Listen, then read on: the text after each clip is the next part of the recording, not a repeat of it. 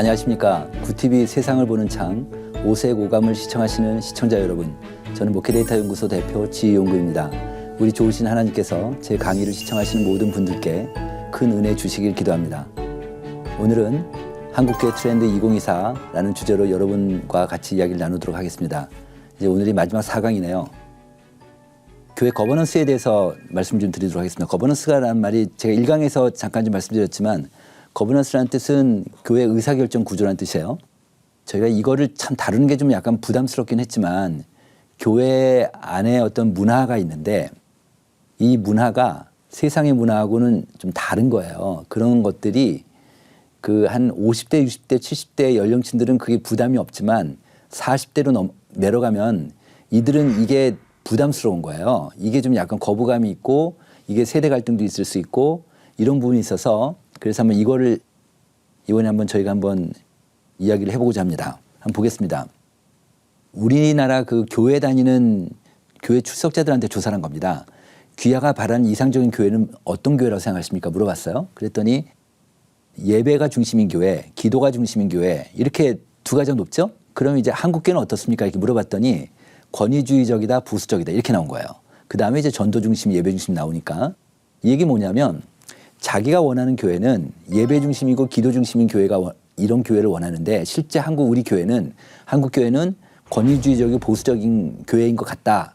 이게 어떻게 보면 외부적인 시각이 아닌 거예요. 내부 우리 안에서의 시각이니까 이 문제가 있는데, 이게 지금 이제 그래서 이 문제를 보면 이 같은 조사인데요.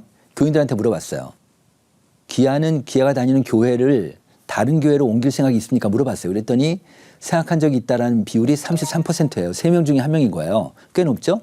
그래서 그 이유를 물어봤습니다. 그 이유를 물어봤더니 설교가 은혜가 안 돼서 가장 높고, 근데 이 설교가 은혜가 안 된다는 건 이게 무슨 뜻이냐면, 우리나라 교인들한테 이제 자기 교회 평가를 해봐요. 그럼 이제 교인 조사를 해보면 교회 그 만족도를 물어보잖아요. 그럼 이제 만족 이유를 물어보면은 만족 이유 중에 가장 높은 거가 목사님 설교입니다. 그 다음에 불만족하는 사람도 있을 거 아니에요? 그 불만족 이유를 물어보면 그것도 가장 높은 게 목사님 설교예요. 그러니까 긍정 이유도 부정 이유도 똑같은 거가 가장 높게 나오잖아요. 그건 뭐냐면 그 교회에서 또는 그 주체에서 그 기관에서 가장 중요한 거라는 거죠. 그러니까 목사님 설교가 그만큼 가장 중요한 건데, 두 번째가 권위주의적이고 비민주적이어서 교회를 떠나고 싶다는 거예요. 이게 그동안 잘 안 나타나다가 갑자기 나타난 거예요. 그러니까 계속 쌓여 있다가 여기 나타난 건데, 야, 이거 큰일 났다. 이제는 이게 데이터상으로 나오니까, 야, 이제는 이거 한국교회가 이거 건드리지 않으면 안 되겠구나. 이런 위기의식을 좀 갖게 됐죠. 그래서 이걸 보면은 교회 의사결정에 대해서 얼마나 만족하냐. 교회 당회에서 이제 의사결정 하지 않습니까? 그러면 의사결정은 얼마나 만족하냐 물어봤더니 의사결정 만족도가 25%밖에, 매우 그렇다는 비율이 25%밖에 안 되는 거예요. 그러니까 4명 중 1명만 만족하는 거라고 볼 수 있는데, 부서 의견을 반영한다. 여러 부서, 여러 뭐 청년부라든지 뭐 각 기관들, 부서들 있잖아요. 그럼 부서들한테 의견을 충분히 반영할 때 34%밖에 안 되고, 다양한 세대, 직분자 참여하냐 32%, 청년 참여, 청년들도 제가 말씀드렸지만은 청년들의 인식이, 그러니까 교회에서는 청년들을, 지난번에 제가 말씀드렸듯이 청년들은 권한을 주면 애로 생각하기 때문에 권한을 못 준단 말이에요. 이런 것들이 청년 참여가 더 낮고, 여성 참여도 그렇고, 여성이 지금 교회, 지금 요즘 조사해 보면요, 교회 출석자 중에서요, 놀랍게도 여성하고 남성 비율이요, 지금 6대4를 넘어가고 있어요. 지금 65대 35까지 넘어가고 있습니다. 그러니까 여성이 65 정도로 교인이 많거든요. 그럼에도 불구하고 여성 참여는 잘 안 되는 거죠. 그리고 이제 성도 의견 수렴이 37%. 그러니까 성교 의견 수렴이 잘 안 되고 있고, 그다음 오른쪽에서 두 번째, 의사결정 좋습니다. 의사결정은 교회 당에서 하는데, 그거를 우리 교인들하고 좀 그 과정이나 그 내용을 소통했습니까? 소통에 대한 만족도도 30%밖에 안 되는 거예요. 그 정도로 지금 교회 의사결정에서 교인들이 말은 안 하지만 이렇게 지금 그 낮은 만족도를 보이고 있다는 건데요. 현재 그 한국 사회 문화를 보면 공정하고 소통하고 수평적이고 참여적이다, 이런 건데, 예를 들어 대기업들, 어떤 대기업 같으면은, 어느 기업 같은 경우는 아예 직급이 없는 회사가 있어요. 그런 기업이 있어요. 각 그룹사별로 다. 그러니까 직급이 없이 그냥 부장님, 상무님이 아니라 누구누구님, 누구누구님으로 불러요. 그거 왜 그럴까요? 그 정도로 우리는 소통한다, 상하관계가 그렇게 높지 않다, 수적이지 않다, 이런 걸 보여주는 거잖아요. 그러니까 근데요, 이게요, 대기업뿐 아니라 중소기업들한테도 마찬가지예요. 지금 저희가 직장인들 대해서 조사해 오잖아요. 그러면 우리 회사가 우리 회사가 공정하다, 수평적이다는 인식이 50%가 다 넘어요. 이 정도로 지금 직장인들도 다 이렇게 생각하고 있는데, 그런데 잘 보십시오. 일주일 내내 공정하고 수평적이고 그런 기업 문화 속에 있다가 그 사람들이 그대로 주일날 교회 오는 거예요. 근데 교회 와서는 수직적이고 그냥 시키면 시킨 대로 해야 되고 뭐 은혜다 뭐다 해가지고 이렇게 그냥 시키면 시킨 대로 하니까, 그러니까 그런 직장인들이 직장 생활 뭐 20대, 30대, 40대들이 와서는 숨이 막히는 거죠. 말하자면. 그래서 현재 교회 문화가 위계적 서열화, 그다음에 권위주의적이고 투명하지 않는 의사결정 구조 이렇게 돼 있단 말이에요. 그리고 거버넌스라는 뜻은 이제 의사결정 시스템인데, 배를 조종하다, 원어 뜻은 이제 배를 조종하다는 뜻이래요. 배를 조종하는 거가, 자 볼게요. 배가 나가려면 선장이나 소수 몇 사람만 해서 노를 저리는 게 아니라 모든 선원이 다 노를 져서 해야지 배가 나가지 않습니까? 그것처럼 이제 모든 의사결정, 이제 모든 구성원의 의사결정에 참여하고 과정을 참여하고 협력하고 소통한다. 이런 것들이 거버넌스라는 뜻인데, 교회 의사결정기구에 각 세대별 대표자가 참여하는 게 필요하냐? 그랬더니 교인들의 84%가 필요하다고 응답을 한 거예요. 교회에서 말은 안 하지만 이렇게 설문조사를 해보면 이렇게 높은 욕구들이 있는 거죠.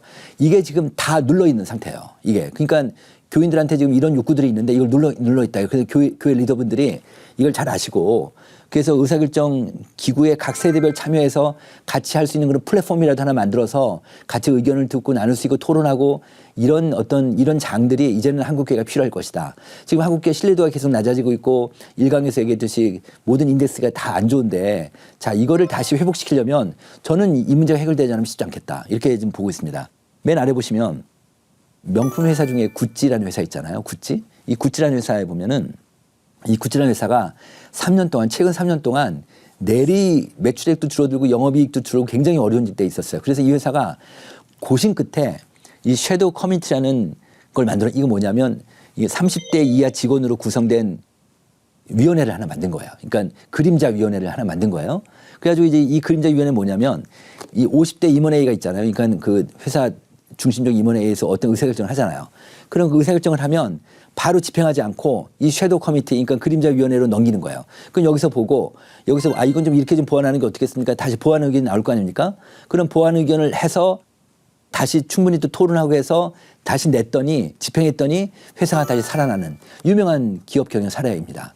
그래서 이제는 이제 한국계도 이제 이런 것들이 좀 조금씩 필요할 것이다. 이렇게 아직까지는 좀 어려운데요. 어쨌든 이런 것들 좀 시도하려고 좀 노력을 해야 할 거라는 그런 생각이 듭니다. 자, 그다음에 교회에서 세대 차이나 갈등을 해소하기 위해서 효과적인 방법이 무엇입니까? 물었더니 세대 간 진정한 교제와 나눔이 제일 높고요. 두 번째가 세대 간 함께 할 수 있는 다양한 신앙 활동 개발하는 게 되게 중요한데, 이게 50대, 60대 그 교회 리더십 그룹은 제일 높게 나왔어요. 이게요. 작년 초에 캄보디아 프놈펜에 제가 갔다 왔습니다. 거기 선교사님들 만나서 미팅도 하고 그랬었는데요. 미팅하면서 그 선교사님 한 분이 이런 얘기를 하세요. 이제 선교 활동을 한 일주일이나 뭐 열흘 정도 하시잖아요. 하고 나면 이제 그럼 모든 팀들이 이제 끝나고 나면 거기 현장에서 이제 평가회를 하잖아요. 그러면 평가회를 하면 평가회 할 때마다 똑같이 나오는 얘기들이 있다는 거예요. 똑같이 어떤 얘기 나오면 장로님하고 청년들이 같이 오니까, 그럼 장로님이 그런 얘기를 한다는 거예요. 우리 교회 청년들이 이런 사람, 이런 친구들이 이제 몰랐어. 이런 얘기를 한다는 거예요. 청년들도 우리 교회 장로님이 이런 분인지 몰랐다는 거예요. 분명히 세대 차이가 나지만, 그냥 평상시 때는 얘기가 안 되지만 이렇게 사역을 같이 하니까 몸으로 부딪히니까 그 사람을 이해하는 거죠. 그럼 한국에 돌아왔습니다.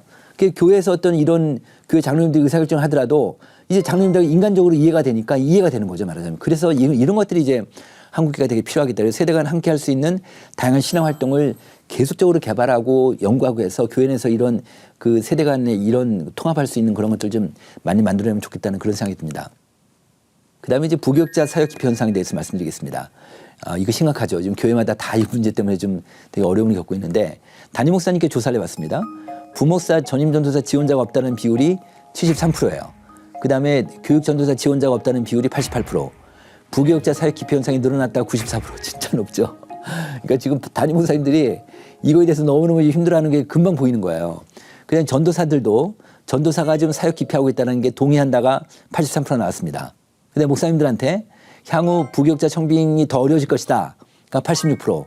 그러니까 확실히 이런 걸 보면 지금 한국이 전체적으로 지금 부교육자 사역 기피 현상, 부교육자도 없고 사역 기피 현상이 있다는 걸 알 수 있는데, 근데 이걸 보면은 이건 뭐냐면 부목사님들하고 담임 목사 두 그룹한테 똑같이 조사를 해본 거예요. 뭘 조사했냐면 부교육자들 사역을 기피한다고 생각한 이유가 뭐냐 물어봤어요. 그랬더니 경제적인 이유, 업무량에 비해 너무 적은 사례비 이게 제일 높았어요. 그러니까 업무량에 비해서는 너무 사례비가 적다 이게 제일 높았는데 이 두 그룹 다 높았는데 근데요 두 번째가 이 두 그룹 간의 생각이 달라요. 부목사님들은 두 번째 이유가 담임 목사 또는 교육 목사의 권위적인 태도나 갈등 이게 두 번째 높고 비슷하게 미래에 대한 불투명 이게 높아요.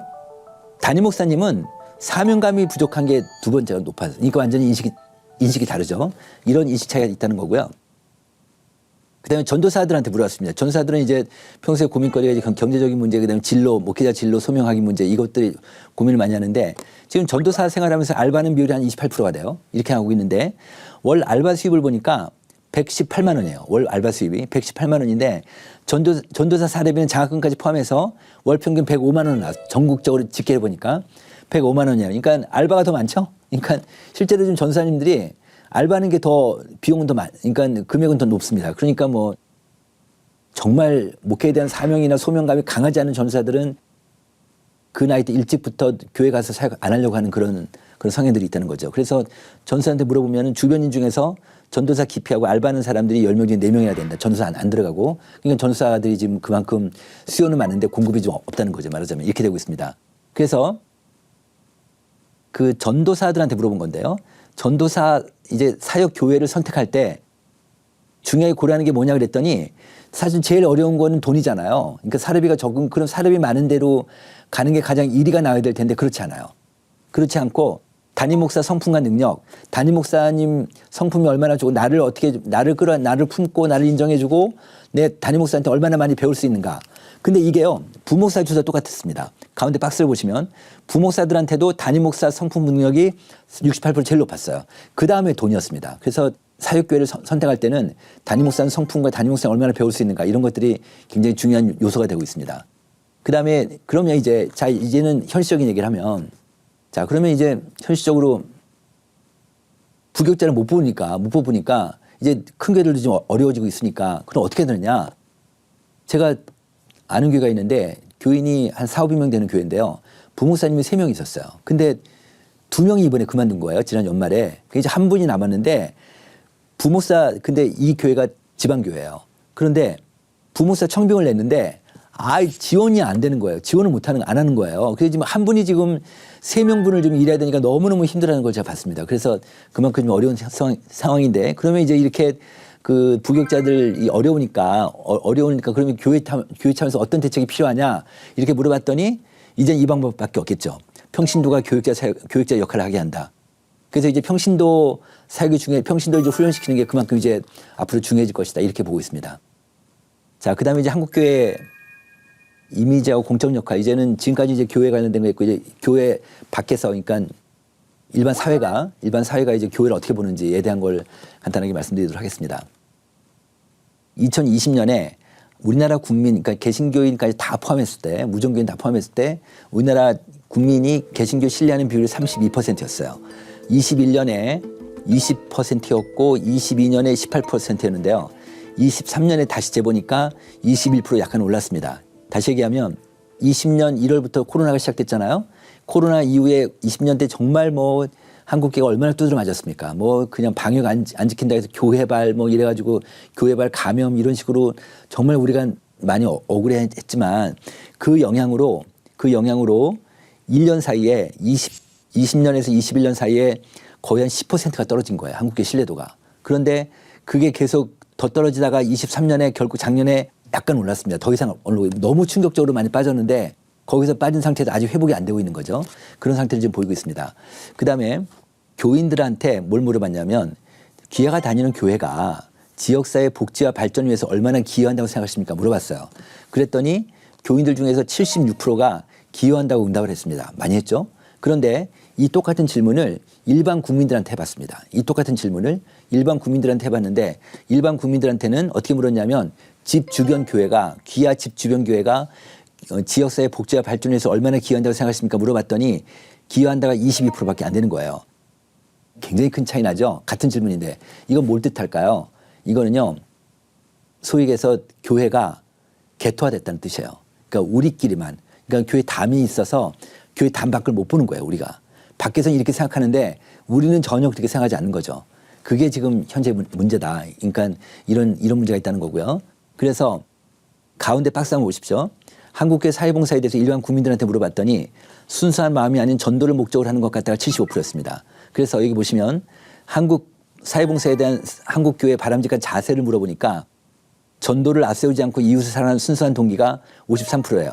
우리가 사회봉사가 아마 각 종교별로 우리가 압도적으로 높을 겁니다. 그저 개신교가 제일 높을 텐데 개신교 사회봉사에 대해서 물어보면은요. 일반 국민들한테 호감도를 물어보면은 개신교가 다른 종교보다 사회봉사를 많이 하는 건 알고 있어요. 일반 국민들이. 그런데 호감도를 물어보면 호감자보다 비호감자가 더 높아요. 특히 넌크리스찬들은 한국교회가 사회봉사하는 거에서 호감 갖지 않는 이율이 높은 거예요. 근데 너무 특이해서 이유를 물어봤어요. 이유를 물어 두 가지 이유가 나온 거예요. 첫 번째 이유는 뭐냐면 과시적이다. 두 번째는 전도하기 위해서다. 이런 인식이 있는 거예요. 그래서 국민들이 얘기하는 거예요. 전도를 앞세우지 않고 이웃 사랑 순수한 동기로 좀 해달라. 이런 얘기를 좀 하는데 우리가 근데 남을 도와준다는 거는 알게 모르게 우월의식이 있잖아요. 또 그다음에 시혜를 베푼다는 생각이 있고요. 이거를 끊어내기가 쉽지 않죠, 사실은. 이거를 끊어내기 쉽지 않은데 이거를 끊어낼 수만 있다면은 정말 일반인들이 우리가 정말 순수한 마음으로 도와주고 시혜를 베푼다, 우월의식을 갖고 도와주지 않은 이것만 끊어낼 수만 있다면 아마 한국교회 신뢰도는 점차적으로 좀 올라가지 않을까 이런 생각이 듭니다. 자, 마을 목회다.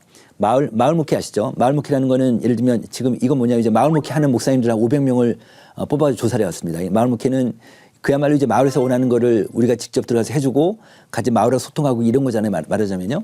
그랬더니 마을에서 진정성을 인정받아서 목회자는 다르다고 인정하고 칭찬해 준 경우가 있다라는 비율이 79%가 나온 거예요. 이게 목사님들한테 물어본 거거든요.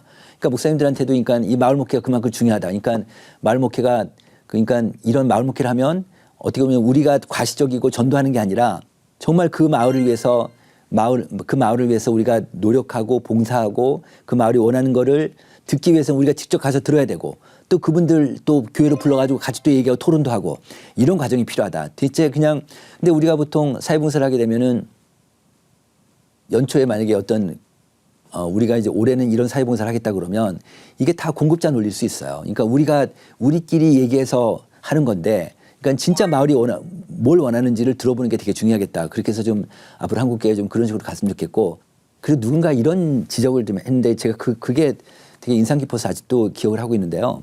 한국교회 목사님들은 분명히 그 마을에 속해 있는데도 그 지역 주민이 아닌 것 같다는 거예요. 그 마을에 속해 있는데 그 지역 주민이 아니고 오히려 유체 이탈돼서 관찰자로 본다는 거예요. 그게 아니라 이게 마을 주민이니까 목사님들도 그 마을 주민으로서 이 마을을 위해서 얼마나 노력해야 되고 봉사해야 되는 것들을 하게 되면 좀 관점이 달라지지 않을까 이런 이야기를 좀 들었습니다. 지금 교회가 이제 수축시대라고 하는데 이제 팽창시대하고 수축시대가 있습니다. 팽창시대는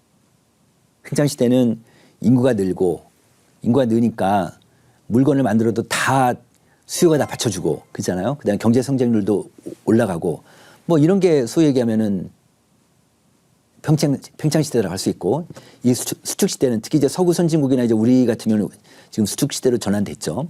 수축됐다. 그러니까 경제 성장률이 떨어지고 인구가 감소되니까 과학기술이 발달되니까 물건을 많이 만들어내는데 물건을 많이 만들어내지만 수요가 그걸 못 받쳐주고 그러다 보니까 부채가 많아지고 그러니까 양극화 심해지고 이런 게 이제 수축시대라고 볼 수 있는데 이 수축시대에 대해서는 팽창시대와 달리 전략이 달라야 된다는 거예요. 전략이 달라야 된다. 그런데 이제 보통 목사님들이나 교회 리더분들은 전략이라는 단어를 되게 불편해하세요. 그러니까 저는 어쨌든 이제 한국에 어떻게 가야 되는 큰 틀에서 보면은 전략을 좀 말씀드리면 그러면 이제는 게임의 판이 바뀌었다는 걸 인정하자. 그러니까는 제가 일강에서 얘기했듯이 체인지가 있고 트랜스미션이 있다고 하면은 전환의 시대다. 그러니까 판이 바뀌었다. 라는 걸 우리가 인정하자. 이제 못 돌아간다. 그러니까 내가 바뀌지 않으면 안 된다는 건데 그 변화라는 거 있잖아요. 변화요. 그러니까 제가 이제 모두 기업인들 이제 강의할 때 보면 강사들이 이런 얘기를 많이 합니다. 그 리더는 변화의 대상이 아니라 교체의 대상이다. 이런 얘기를 해요. 정말 우리가 변하지 않으면 교체당할 수밖에 없다. 이런 정말 그런 마음을 갖고 어떻게든지 우리가 변화하려고 좀 애를 써봐야겠다는 건데요.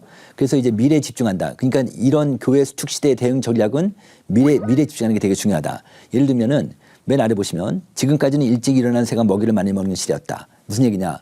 그러니까 지금까지는 소수의 교회 목사님하고 부교육자들 새벽부터 밤늦게까지 교회 사역하고 교회 헌신자들 매일 교회 와서 사역하고 이러면 교회가 된 거야, 말하자면. 그런데 이제는 그런 시대가 아니라는 거예요. 이제는 그렇게 해도 교회가 잘 안 되더라. 새벽부터 밤늦게까지 그렇게 해도 잘 안 되더라. 그러니까 이제 멀리 보는 새가 독식한다. 이런 얘기가 있는 거예요. 예를 들어서 리더십이 어떻게 바뀌어야 되느냐. 볼게요. 교회 부교육자들만 보면 지금 부교육자들이 뭐 30대 40대 아닙니까? 그럼 3040대래요. 30대 40대는 지금 우리 사회에 대해서 가장 좌절감을 크게 느끼는 층들이 30대입니다. 30대. 그러니까 지금 30대 40대가 부교육자들인데 이 사람들은 이전에 자기 선배 목사님들을 보니까 자녀들이 다 망가지는 걸 보니까 나는 그러고 싶지 않은 거예요. 그래서 나는 교회 사역도 중요하지만 교회 일도 중요하지만 가정 일도 중요하다. 그래서 아내하고 같이 가사 일도 해야 되고 그다음 아이들도 같이 케어해야 되고 아이들 돌봐야 되고 아빠로서 역할을 해야 되고 이런 것들이 요즘 이제 신세대라고 할 수 있겠죠. 3040들의 부교육자들은 굉장히 중요한 거잖아요. 그러니까 새벽부터 밤늦게까지 일하는 거에 대해서 이제는 이게 힘들어하는 거죠. 말하자면 예전에 무조건 복종했지만 지금은 그렇지 않은 거예요. 근데 기업도 마찬가지죠. 기업도 이제는 제가요 저희 직원들한테 회식하자고 얘기를 못 해요. 회식하자고 하면은 계속 분위기 이상해져요. 그 정도로 지금 이제 분위기가 바뀌었단 말이에요. 그러니까 이 얘기 뭐냐면 리더십이 바뀌지 않으면 이런 사람들을 데리고 일을 해야 되니까 과거의 전통적인 리더십하고 지금의 리더십하고 다르잖아요. 그러니까 리더십이 바뀌지 않으면 어렵다는 거죠. 그러니까 그만큼 이제 어려운 시대가 됐는데 그러니까 내가 특히 이제 50대 중반 이후에 60대 초반, 중반, 후반의 목회자들은 정말 내가 바뀌기 어려운데 그렇지만 교회를 위해서, 한국교회를 위해서는 내가 바뀌어야 된다. 정말 절실한 마음을 갖고 의지적인 마음을 갖고 그런 바뀌는 게 되게 중요하다라고 볼 수 있습니다. 그래서 바뀌는 것 중에 첫 번째 단초가 뭐냐면 미래를 봐야 된다. 인구가 어떻게 변하는지를 봐야 된다. 이런 얘기입니다. 제가 이제 말씀 한 구절 갖고 왔는데 누가복음 말씀이에요. 그 예수님이 복음서에 보면은 나사로하고 그다음에 마리아하고 마르다의 삼남매의 집을 한번 가세요. 가셔가지고 이제 말씀을 하시는데 그 여동생인 마리아는 예수님 발치에서 앉아서 말씀 듣고 있고 그다음에 언니 마르다는 부엌에서 이제 손님들 왔으니까 손대접해야 되는 부엌 일을 하고 있는데 막 하다 보니까는 언니가 좀 화가 나는 거예요. 그래가지고 예수님한테 그러잖아요. 예수님 내 동생도 여기 와서 좀 같이 일하기 내가 힘드니까 여기 와서 좀 일하게 해달라고 이렇게 예수님께 말씀하니까 예수님이 이 말씀하신 거예요. 말씀 보면 주께서 대답하여 이르시되 마르다야 마르다야 내가 많은 일로 염려하고 근심하나 몇 가지만 하든지 혹 한 가지만이라 족하니라. 이런 말씀을 한 거예요. 저는요 이게 지금 2000년 전에 예수님 말씀이지만 지금의 현대 언어로 얘기하면 선택과 집중 같아요. 이게. 그야말로 예수님이 지금 선택과 집중을 얘기하신 것 같다라는 생각이 드는 거예요. 그러니까 많은 소형교회 목사님들 정말 제가 일강에 얘기했지만 교회들이 얼마나 좀 어렵습니까? 그런데 소형교회 목사님들 그냥 많은 일로 염려하고 걱정만 하고 있는 게 아니라 그래도 그 중에서도 몇 가지만이라든지 몇 가지만 하든지 혹은 한 가지만이라도 하나만 잡고 가는 게 중요하겠다. 소그룹이다. 소그룹에 목숨 걸든지 다음 세대 목숨 걸든지 노인 목회 목숨 걸든지 아니면 온라인에 목숨 걸든지 이런 식으로 몇 가지만 한 가지만 해도 이거를 잡고 가는 게 굉장히 중요한데 성경 말씀은 잠언서에 보면은 너는 전략으로 싸우라. 승리는 지략이 많으면 이놈이야. 이런 전략이 되게 중요하다. 이제는 내가 소그룹 전략으로 가겠다. 그다음에 아니면 내 노인 목회 전략으로 다음 세대 목회 가겠다. 아니면 MZ세대 아니면 3030만 가겠다. 이런 식의 어떤 전략이 되게 이제는 되게 중요할 것 같다. 그래서 오른쪽 보시면 소그룹, 가정예배, 부모교육, 뭐 교회학교, 열린별 교구집 이게 다 지금 갖게 된 교회 영역들이잖아요. 이런 것 중에서 하나나 두 개 정도로 잡고 가는 게 이제는 지금 시대는 굉장히 필요한 게 아닌가라는 생각이 듭니다. 그 사막 여행자들이 사막 길을 가잖아요. 그럼 이제 나침반이 없을 때는 뭘 보고 갔을까요? 바로 이거였습니다. 북극성이었습니다. 북극성을 보면서 이제 길을 찾았잖아요. 그러니까 지금은요, 온 교회가 어린아이부터 노인들까지 가슴에 그러니까 지금 교회 강대상 뒤에 그냥 표 붙인 거 말고, 올해표 그런 거 말고, 온 교인이 우리 교회가 어린아이부터 노인까지 가슴에 새길 수 있는 뭔가 하나, 북극성이 있으면 좋겠다. 예를 하나 들면 논산에 있는 어느 교회인데요. 그 교회가 교인이 한 400명 되는데요. 어른이 200명, 애들이 200명이에요. 그 교회는 애들이 되게 많아요. 그래서 근데 그 교회가 지난해 9월 달에 아프리카에서 5천 명 선교 집회를 어린이 전도 집회를 했어요.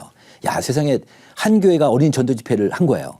그래가지고 그러니까 뭐 주변 교회로부터 후원도 받고 이제 교인들이 되게 다 후원 그 200명 되는 어른들이 이제 후원을 해야 되니까 그래가지고 그 교회는요 연초부터 교인들이 어떤 기도 제목이 올라오냐면 자기 직업 말고 선교비를 마련하기 위해서 아르바이트를 해달라고 그런 기도 제목이 올라오는 거예요.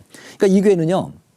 그래 이 교회는 보면 이제 수요 저녁 예배 때 있는데 수요 저녁 예배 때 아이들이 앞에 쫙 앉아 있어요. 그러면 목사님이 예배 끝나면은 한 매주마다 아이들을 손에다가 그 손을 머리에다가 손 올려놓고 안수기도를 해주고 그러는 거예요. 그래서 이 목사님은 어른들 이름은 다 못 외워도 애들 이름은 다 외우는 거예요. 그러니까 이 교회는요 어린아이부터 노인까지 다 다음 세대에 목숨 건 교회인 거죠. 이런 식의 어떤 한 개나 두 개나 이런 북성을 가는 게 되게 중요하겠다 이런 생각이 들었습니다. 네, 그래서 앞으로 이제 지금 이런 시대에서는 정말 좀 어려운 시대지만 그렇지만 이 북성을 하나 갖고 하나를 잘 만들어서 하나하고 가는 게 한국의 어떤 중요한 방향 중에 하나가 아니겠는가 이렇게 생각이 들었습니다. 이상으로 그동안 1강부터 4강까지 다 모두 마치도록 하겠습니다. 고맙습니다. 네. 하나님의 말씀으로 세상을 이해하고 바라보는 마음의 창이 여러분 안에 열리기를 소망하며 이 시간 마치겠습니다. 감사합니다.